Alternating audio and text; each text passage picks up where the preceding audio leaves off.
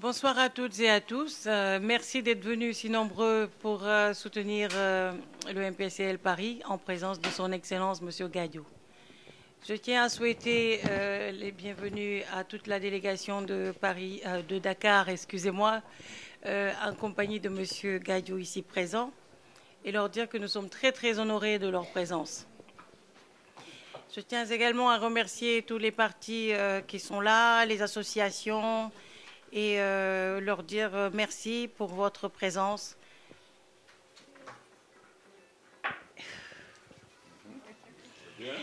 Voilà.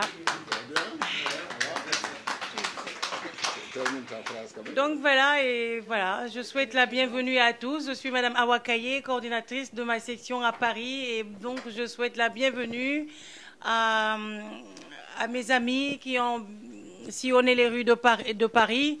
Donc, lors du référendum de la caravane du non, je ne citerai pas de nom pour éviter de faire des erreurs. Mais sachez que je vous remercie pour votre confiance et pour votre présence ici. C'est très important pour moi et important pour la section du MPCL. Et aussi, je voudrais dire que MPCL Paris, ce n'est pas Awakaye.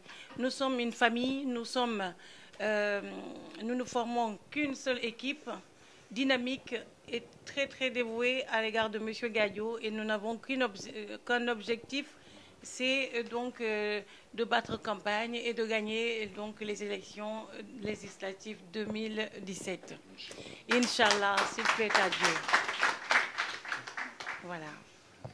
Bah, écoutez, je ne vais pas aller très très loin, hein. Je suis très émue, j'arrive pas à trouver les mots pour exprimer ce que je ressens. Je tiens simplement à vous dire merci d'avoir tout laissé derrière vous pour nous honorer à tous et à tous de votre présence. Merci infiniment et je repasse la parole à M. Gadio. Voilà, donc merci beaucoup à notre sœur, notre amie, notre camarade Awa Kaye. Elle a fait un très bon discours d'introduction parce que tout le monde a senti que c'était très très honnête. Elle n'est pas encore devenue une politicienne. Professionnels et que Dieu l'en garde d'ailleurs, parce qu'au MPCL, on évite d'être des politiciens professionnels. Parce que l'art des politiciens professionnels, c'est de dire quelque chose dont ils ne, quelque chose, disons, à laquelle ils ne croient pas, et qu'ils oublient une minute après avoir prononcé ce qu'ils venaient de dire. Donc on est très très content qu'elle ait parlé du fond du cœur.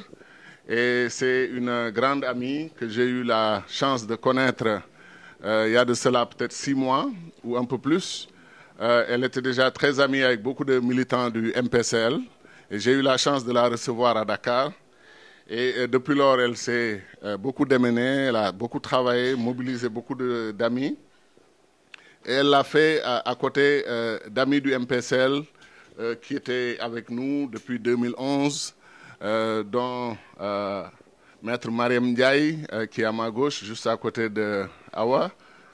Mon frère Abdou Karim Sek, qui est un grand cadre sénégalais, très compétent, ingénieur de formation, avec qui donc on a beaucoup travaillé dans le passé. Le fondateur du MPCL Paris, je ne peux pas dire malheureusement parce que je suis très heureux chaque fois qu'un cadre rentre au pays, et maintenant au Sénégal. Nous continuons de travailler ensemble. C'est notre ami Cheikh Ba, qui a... En fait, il n'est pas fondateur, il est cofondateur avec, avec d'autres amis de Sarcelles, de la banlieue, des Mureaux et d'autres amis de Paris. Et c'est eux qui l'avaient porté à la tête du mouvement. Et à l'époque, donc, il avait fait un très bon travail. C'est un grand cadre aussi. On a même parlé il y a 2 jours, j'étais à Istanbul. Il est encore en train toujours de voir comment se rendre très utile au Sénégal, à son pays et à l'Afrique, parce que c'est aussi un grand panafricaniste. Et je crois que c'était une des raisons principales pour laquelle on avait travaillé ensemble. Et on va continuer de travailler ensemble. Alors, il faut peut-être préciser que nous sommes à une rencontre ici très très importante du point de vue de la relance des activités du MPCL. Une de nos sœurs a senti le besoin de faire une initiative très proche, de lancer une initiative très proche d'une autre initiative que le parti a eue en février, venant d'un de nos camarades qui s'appelle Pape Laroumar, qui est membre du conseil municipal de Saint-Louis et qui est un des disons, un des militants les plus dévoués de la cause du MPSL, de la cause du Sénégal et de la cause de l'Afrique. Laroumar, un moment, nous a saisi pour dire, écoutez, je comprends la situation du parti, mais il est temps de réveiller le parti et de le remettre en marche. Et pour cette raison, moi, je veux convoquer les cadres du MPSL à Saint-Louis. Et on a eu une excellente rencontre. Et c'est de là-bas que nous avions lancé notre première déclaration sur les élections, sur le référendum qui était programmé au Sénégal. Donc Laroumar, je lui rends un hommage vibrant comme étant un dévoué patriote, un dévoué fils du peuple sénégalais et un dévoué fils de Saint-Louis. Et avec tout ce qui se passe dans notre pays et le fameux phénomène de la transhumance, comme je disais, les gens qui quittent l'herbe sèche pour aller vers l'herbe verte, Laroumar, la tentation était grande aujourd'hui au Sénégal de dire aux gens, écoutez, venez, les privilèges sont là, les avantages sont là, mais Laroumar a préféré renforcer son ancrage dans le MPSL, croyant fondamentalement que notre parti fait partie de notre parti. Notre parti est une composante essentielle de l'avenir politique du Sénégal. Et de ce point de vue, nous le remercions. Et Awa a été ou inspirée, ou en tout cas sensible à la démarche de Pape Laroumar, et elle a pris l'initiative d'appeler une rencontre des amis du MPSL, mais aussi des sympathisants, et aussi des compatriotes qui veulent poser des questions, qui veulent connaître un peu mieux ce que nous voulons faire et comment nous voulons le faire. Et donc, de ce point de vue, elle est absolument à féliciter. Je vais citer aussi mon frère Gako, du village de Pété. Pété est à 1,5 km de Gadiobé, mon village d'origine, village qui m'est très cher, bien entendu. Mais Pété aussi, c'est village d'origine de ma mère, dont les ancêtres ont quitté Pété pour aller fonder le village de Saldé. Mon grand-père maternel est, lui, presque à 100% de Pété. Il avait émigré à Saldé. Et donc, Pété nous est très cher, bien qu'il y a une petite rivalité tout à fait injustifiée entre Gadiobé et Pété. Parce que Pété, d'après les recherches d'un ethno-historien, au XVIe, XVIIe siècle, Pété avait 16 000 habitants, quand Saint-Louis du Sénégal avait 4 000 habitants. Donc c'est vraiment une commune historique. Et l'Almami du Fouta, un Almami du nom de Si, je ne me rappelle plus son prénom, a dirigé le Fouta à partir de Pété. Et à l'époque, on me disait que quand il y avait des guerres, parce qu'ils avaient le bon système de ne pas avoir une armée permanente, ils levaient une armée. On m'a dit qu'il y a une des guerres où il a levé une armée de 10 000 hommes qui sont regroupés dans son village de Pété pour aller mener la guerre qu'il voulait mener à l'époque. Et c'était un peu ça le système parce que Almami Souleymane, pas Almami, Thierno Souleymane Baal, le fondateur de l'Almamia, avait aussi inventé un système qui n'existe pas encore dans le monde et qui est un système extraordinaire. Et il l'a fait au XVIIIe siècle et on ne lui rend pas l'hommage qu'il mérite parce que Souleymane Baal avait proposé ce qu'on appelle une capitale tournante. C'est-à-dire la capitale du Fouta, c'était la capitale de l'Almami, là où l'Almami réside. Et donc, il n'y avait pas une capitale fixe qui prendrait la priorité sur les autres capitales et qui prendrait toutes les ressources, comme Dakar aujourd'hui est en train de le faire avec le reste du Sénégal, 0,3% du territoire national qui concentre 85% des richesses du pays. Donc, quand Souleymane Baal a une telle vision, à l'époque que les plus érudits soient nommés au pouvoir, qu'il y ait un système de contrôle, qu'avant d'assumer la fonction d'Almami, il te demandait de déclarer ton patrimoine, de dire toutes tes richesses. Et quand tu quittes la fonction d'Almami, il disait que c'est ta dignité que de dire tout ce que tu as acquis pendant que tu étais au pouvoir. 18e siècle, avant les États-Unis, avant la France. Mais comme à notre habitude, nous, Africains, on ne sait pas valoriser notre héritage, notre patrimoine.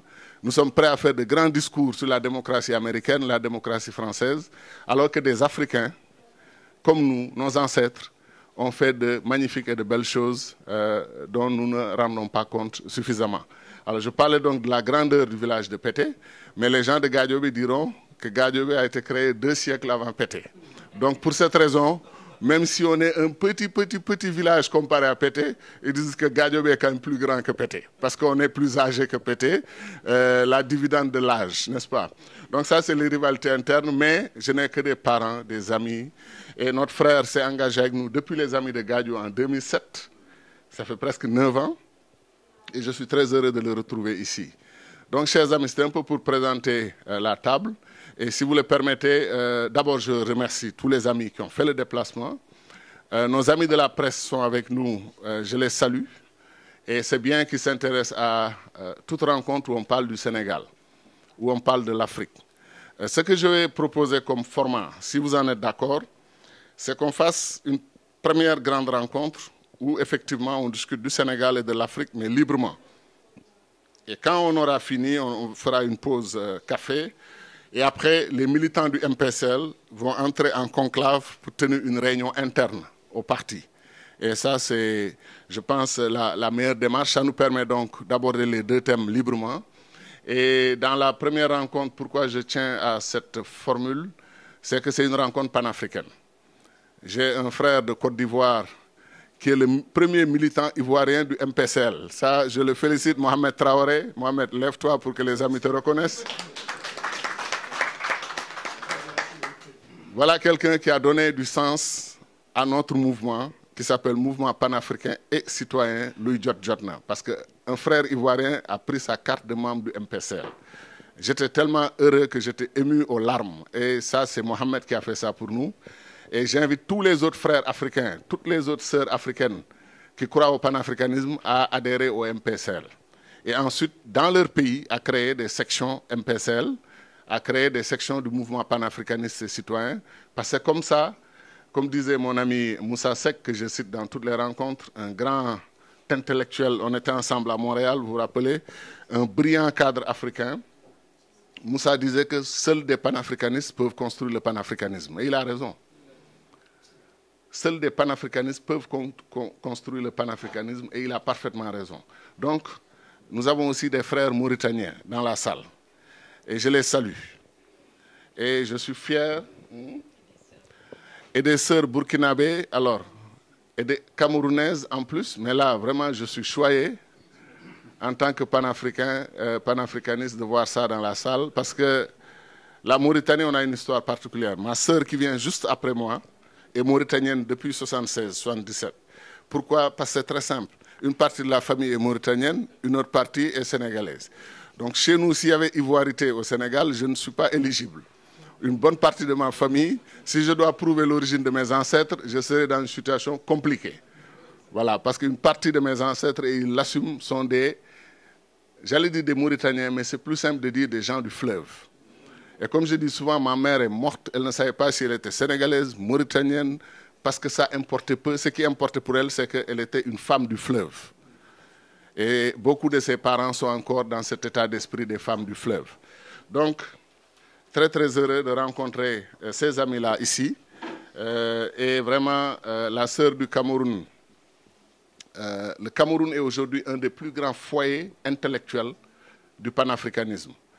Je suis allé visiter l'université de Yaoundé et on a mis en place là-bas un club Kwame Nkrumah, séance tenante, parce qu'ils avaient un club déjà. Mais quand ils sont venus nous visiter, rendre visite à Dakar et voir l'Institut panafricain, le travail que nous faisons, ils sont allés créer un institut d'études politiques panafricaines, Kwame Nkrumah. Et ils m'ont invité. Et c'est une histoire assez triste qui me fait un peu de tristesse, pas un peu, beaucoup de tristesse, parce que j'étais allé en même temps assister à la thèse de doctorat d'un de mes jeunes frères qui s'appelle Serge Aliana, et un magnifique garçon qui a participé au Forum de Dakar, qui a participé aux activités de l'UPS, et qui, comme Mohamed Traoré, se réclamait du MPCL lui aussi, et de tout ce que nous faisions. Et il est mort dans des circonstances mystérieuses, après avoir défendu sa thèse 7 mois après ça. Il est resté 7 mois, sa thèse était bloquée, on ne sait pas pourquoi il n'a pas pu défendre. Et quand il a défendu, j'étais là, il était très fier de me voir dans la salle. Et après, lui-même m'a appelé pour m'annoncer le décès de son petit frère, cadet, qui avait plus de 30 ans d'âge, et en me disant que c'est une mort mystérieuse, parce que hier soir, il n'avait rien. Ce matin, on se réveille, il est décédé, il pleurait, je lui ai dit, arrête de pleurer. Pour la maman, il faut gérer cette situation, et je serai à tes côtés. 8 jours après, on m'appelle pour me dire que lui aussi, la même chose lui est arrivée. Donc, Serge nous a quittés, mais c'est un immense gâchis pour l'Afrique. Parce que je n'ai jamais vu un jeune aussi brillant de son âge. Et il nous a laissé sa thèse doctorale de philosophie. Et ensuite, il était sur le point, il m'avait promis qu'en 6 jours, il allait m'envoyer le manuscrit d'un livre qu'il a écrit qu'on devait publier. Donc ça, on le fera. On va publier son livre et on va rester en contact avec sa famille et les 2 enfants qu'il nous a laissés derrière. Donc voilà ma relation avec le Cameroun, une terre d'intellectuels. Voilà donc, chers amis. Alors, pour la première partie de notre conversation, qui est une partie que je souhaite tout à fait ouverte, je voulais vous faire le point sur la situation du Sénégal post-référendum, sans trop insister d'ailleurs parce qu'il y a beaucoup d'autres points. Il y a un projet sur lequel nous travaillons qui est un appel aux Sénégalais et aux Africains.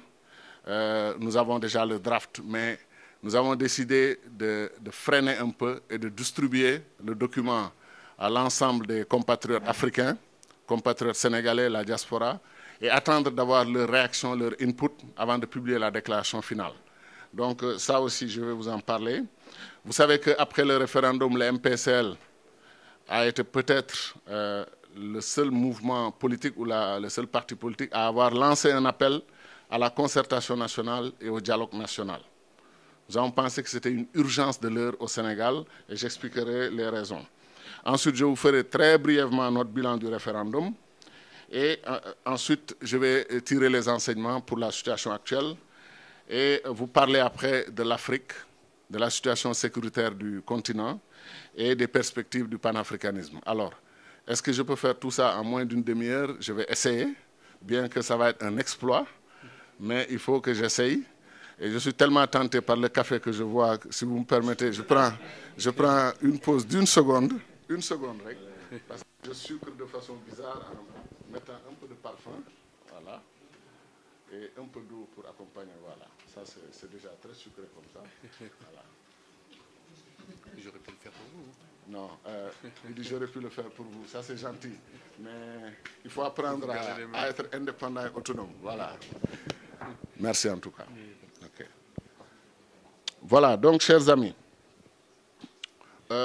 vous avez suivi la position du MPCL pour le référendum qui s'est passé chez nous le 20 mars dernier. Vous savez que nous avions appelé à voter non. Avant d'appeler à voter non, nous avions annoncé notre décision de mener une campagne de boycott actif et de demande au peuple sénégalais de s'abstenir. L'un dans l'autre, comme on dit, le résultat qui a été obtenu ne nous est pas défavorable. Au contraire. Voilà par contre, c'est notre avis sur la question. Voilà un référendum qui n'a fait que des perdants. Que des perdants. Le gagnant principal, c'est le boycott et l'abstention. Et dans une élection, quand le boycott et l'abstention gagnent, ça veut dire que tout le monde a perdu.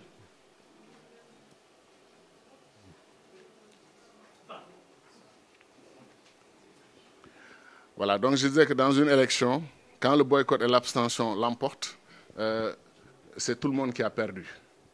Ceux qui ont boycotté, qui se sont abstenus, ont des raisons, ont peut-être de l'amertume, ont peut-être un avis contraire au thème qui leur a été proposé, mais ils ont décidé de rejeter tout le package en restant chez eux. Pour moi, c'est un message politique. Il y a, et c'est vrai, que les référendums en général aussi ne mobilisent pas les grandes foules. Hein. Il y a d'ores et déjà d'office au moins un tiers des citoyens qui ne vont pas payer leur transport de Dakar à Tambacounda pour aller voter oui ou non. Ça, c'est acquis d'avance, il faut le reconnaître. Mais en même temps, le résultat, on a eu quand même une histoire de référendum au Sénégal sous Senghor, où le taux de participation était très élevé, mais à l'époque, c'était le parti unique, c'était beaucoup plus facile.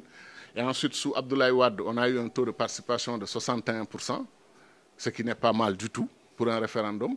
Et là, malheureusement, on nous a annoncé un taux de participation de 38%. Et encore que, beaucoup de Sénégalais pensent que c'est beaucoup moins important, le taux de participation. On nous a dit qu'en France, le taux de global de participation est de 13%. Si des citoyens qui vivent dans des pays développés, qui sont devant les médias nuit et jour et qui s'informent, décident à 87% de s'abstenir, ça traduit quand même un état d'esprit. Parce que c'est des gens généralement bien informés et bien engagés politiquement. Donc au total, quand on fait les calculs, si 62% des Sénégalais, selon les chiffres officiels, sont restés chez eux, ce n'est pas une bonne nouvelle pour la démocratie. Et si parmi les 38% qu'on nous a annoncés, d'abord on nous a dit que c'était un rapport de 55 à 45. Après on nous a dit que c'est un rapport de 60 à 40. Après finalement on nous a dit que c'est du 62-38. Admettons que tout ça soit vrai et que cette évolution-là soit acceptable. La conséquence c'est quoi? C'est que sur 38%, il y a 62% qui ont dit oui.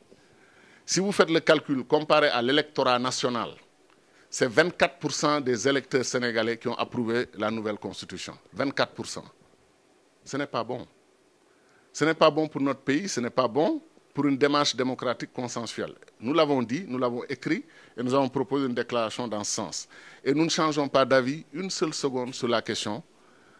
Parce que ce qui nous a fait mal, nous, au niveau du MPCL, c'est que nous avons lancé un appel à la concertation nationale préalable avant le référendum. Étant convaincu que, comme on dit en Wolof, si on avait discuté, on aurait trouvé un terrain d'entente. Parce que c'est bon qu'un référendum réunisse l'essentiel des Sénégalais, plutôt qu'un référendum divise et cristallise les divisions dans notre pays. Nous étions très tristes de constater que ce référendum allait dans cette direction. Quel que soit, et ça c'est aussi une particularité du MPCL, on était les seuls à avoir dit que quel que soit ce qui gagne, le oui ou le non, le pays est déjà divisé, le pays est cristallisé dans des camps. Or, le Sénégal traverse une phase particulière de son histoire où on n'a pas besoin de cela. Et donc, on était très malheureux. Et nous, on a dit aussi, ce que d'autres n'ont pas dit, que si le non l'emportait, massivement ou pas, il faut veiller à ne pas déstabiliser les institutions de la République. Le président de la République, Macky Sall, a été élu démocratiquement et de façon transparente, et il a un mandat solide que le peuple sénégalais lui a donné en 2012. Donc, même s'il perdait le référendum, il reste le président légitime du Sénégal et de tous les Sénégalais. Ça, nous, on a eu le courage de le dire, en avertissant à l'avance ceux qui disaient que si le non triomphe, Macky Sall s'en va. Faire partir un président, quelle qu'en soit la forme, alors que son mandat n'est pas à terme, est dangereux pour une démocratie et déstabilise les institutions. Or donc, comme dirait Senghor, or donc Macky Sall est un président légitime, démocratiquement élu. Donc s'il propose un référendum, quelles que soient les différences, voire les divergences que nous pouvons avoir avec lui sur le référendum, sur son contenu, s'il gagnait ou s'il perdait, il devait rester et continuer son mandat tranquillement. Ça aussi, c'est une preuve, à mon avis, de maturité et de modération dans notre démarche. Parce que nous, on est des élèves de Cheikh Anta Diop. C'est Cheikh Anta qui disait Deug boko bolek saga dang koy néewal doole. Quand vous avez la vérité et que vous y ajoutez l'insulte, vous affaiblissez votre vérité. Donc, c'est mieux toujours d'avoir une attitude polie, respectueuse des Sénégalais et des citoyens sénégalais, une attitude correcte et une attitude humble. Parce que Dieu seul connaît la vérité. Et comme il ne nous parle pas directement, il ne nous dit pas son avis sur certaines questions, il nous laisse faire. Parce qu'il nous a donné la latitude de pouvoir choisir notre position. Donc nous, nous pensons détenir la vérité. Les autres aussi pensent détenir la vérité. Je veux dire que ce que nous craignons, c'est quand même matérialisé. On a eu un référendum qui n'a pas été populaire, qui n'a pas été une concertation qui a mobilisé l'essentiel des Sénégalais. Or, une constitution, ce n'est pas pour l'essentiel des Sénégalais, ce n'est pas pour 80% des Sénégalais, c'est pour 100% des Sénégalais. Donc, par définition, une constitution appelle une recherche effrénée du consensus. Le président pouvait reculer le référendum, ouvrir le débat national, et je vous jure que nous, notre position, c'était que s'il acceptait la concertation, nous étions prêts à faire nos propositions et même peut-être à voter oui. Mais à condition qu'on nous associe, qu'on respecte toutes les composantes de la classe politique et qu'on demande l'avis des citoyens sénégalais à travers leurs organisations, qu'on échange, qu'on discute. Vous vous rappelez le président Wade en 2001, il a pris le temps de faire une tournée de toutes les composantes nationales. Chacun a donné son point de vue. Les femmes ont fait des amendements, les jeunes ont fait des amendements, les universitaires ont fait des amendements, les intellectuels, chacun a proposé. Finalement, avec son comité, ils ont fait une synthèse. Et cette synthèse, ils l'ont fait encore valider dans un débat, vous vous rappelez, au Palais. Il y a eu un débat. Et conséquence, c'est quoi? On a eu plus de 90% de Sénégalais qui ont approuvé la Constitution. Et nous tous, opposition comme pouvoir, même l'opposition avait voté pour la Constitution. Quand on a une telle tradition démocratique dans son pays, on doit respecter cette tradition. On devait demander aux Sénégalais de se concerter, de discuter. Maintenant, l'autre grand problème de ce référendum, moi, je n'ai jamais vu de ma vie, à moins qu'on nous propose une nouvelle constitution. Mais un référendum, pour poser une question au peuple, et on lui pose 15 questions. Je mets au défi ceux qui ont voté oui, comme ceux qui ont voté non. Comme ça, on les surprend dans la rue, on leur dit quelles étaient les 15 questions et qu'est-ce que vous pensez de chacune des questions. Vous aurez quasiment 0 réponse. Parce que d'affaire barré. Si on demande, on pose 2 questions ou 3, c'était bon. Mais 15 questions, on n'a qu'à proposer une nouvelle constitution. Et les Sénégalais prennent le temps d'étudier la nouvelle constitution et de donner leur avis. Or, nous, on a dit que certains pouvaient approuver 10 questions, être contre les 5 questions. Comment ils vont faire? Est-ce qu'ils vont aller prendre 2 bulletins et voter oui, après revenir voter non, pour dire je vote oui pour mes 10 questions que j'approuve et je vote non pour les 5 questions? Ça n'a pas de sens. Difficile de poser 15 questions à des citoyens et de leur demander de dire un oui global ou un non global. Donc même du point de vue de la méthode, on n'était pas d'accord avec la démarche. La conséquence, chers amis, c'est d'avoir une situation, comme je dis, où il n'y a que des perdants. Et il y a un message très symbolique, très fort, qui est venu de Touba, qui a massivement rejeté le projet constitutionnel. Et ce n'est pas aussi une bonne nouvelle pour le Sénégal. Si Tivaouane avait rejeté massivement, ce n'est pas une bonne nouvelle pour le Sénégal. Les 2 grands pôles religieux du pays ont toujours quasiment fonctionné dans le consensus. Là, on a eu massivement Touba, à plus de 70%, qui a rejeté la nouvelle constitution. Donc ça veut dire que le débat reste ouvert. Ça veut dire que le débat n'est pas clos. Ça veut dire qu'on n'a pas réglé le problème fondamental. Et maintenant, dans les points de divergence, par-delà la méthode et la forme, parce qu'on nous a annoncé le référendum, on nous a dit vous avez 30 jours. Et vous allez décider en 30 jours. Dans 30 jours, vous allez discuter 15 points, vous allez faire vos campagnes et vous allez voter. On a trouvé quand même la méthode tout à fait inacceptable. Hier, on a annoncé un projet de référendum, j'essaie de me rappeler le pays, et on l'a annoncé pour le mois de juin. Donc on a donné quasiment 3 mois aux citoyens pour discuter de ces questions et prendre une décision. Ça, on n'a pas eu. L'autre élément, c'est la réforme du Conseil constitutionnel, telle que recommandée par la commission Mbou. On a raté une occasion historique de quitter le Conseil constitutionnel pour créer la Cour constitutionnelle. Moi, j'ai vu une Cour constitutionnelle à l'œuvre au Bénin. J'avais présidé la délégation de la francophonie pour observer les élections au Bénin. Il y a entre Talon et Zinsou, et avant ça, avec tous les autres candidats. Et j'ai vu une Cour constitutionnelle et j'ai travaillé avec eux. C'est impressionnant. Le Bénin est beaucoup plus avancé que le Sénégal sur ces questions-là. Beaucoup plus avancé. Voilà une Cour constitutionnelle qui est chargée de valider les élections et qui refuse de valider les bulletins qu'on lui amène sans son contrôle. Donc c'est cette Cour constitutionnelle qui a tous les pouvoirs sur les élections à côté d'une Sénat. La Sénat s'occupe de la logistique. Et au Bénin, j'ai vu une Sénat, Commission nationale électorale autonome, une commission électorale nationale autonome, organiser les élections du début à la fin,